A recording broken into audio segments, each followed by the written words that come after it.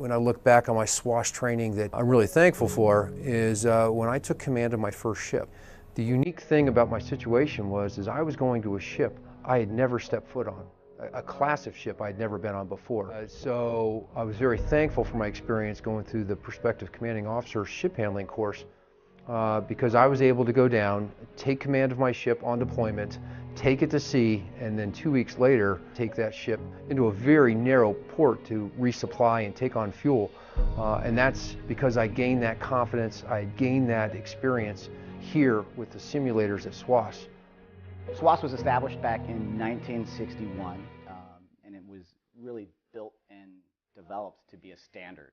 As the times have changed, SWAS has been able to grow and evolve in a way to best prepare us for potential threats, but also keep up with the technologies, the advancements of the world, so that way we are a leader on the waterfront.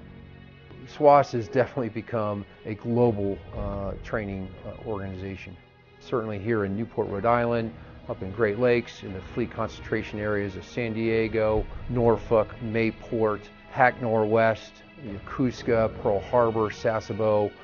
We truly have a global reach because a critical function of SWAS is being in touch with what's going on in the fleet. And it's hard to do it if you're not where the fleet is. I think it's extremely beneficial that you have SWAS as a big command that kind of incorporates training from the E1 all the way up to your cap, because it gives you a standard, it gives you a baseline. When you go out to the fleet to a ship, you could have Sailor X from a different command that does it completely different than Sailor Y who got different background. So by having SWAS as that command that kind of lays that baseline and that standard, it allows the fleet to be better prepared.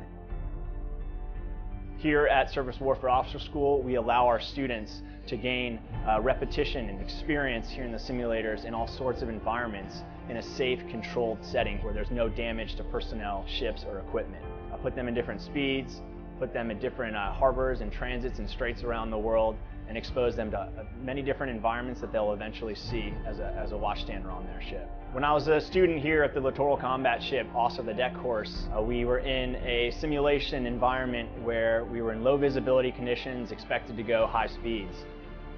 1 year later, deployed on USS Fort Worth LCS-3, we were in a very similar situation to what I saw on the simulator. We were going 30 knots in the Sulu Sea off the coast of the Philippines with low visibility, and I had that confidence as a watchstander to know how to drive the ship safely in that kind of environment because I had seen it before in the simulator.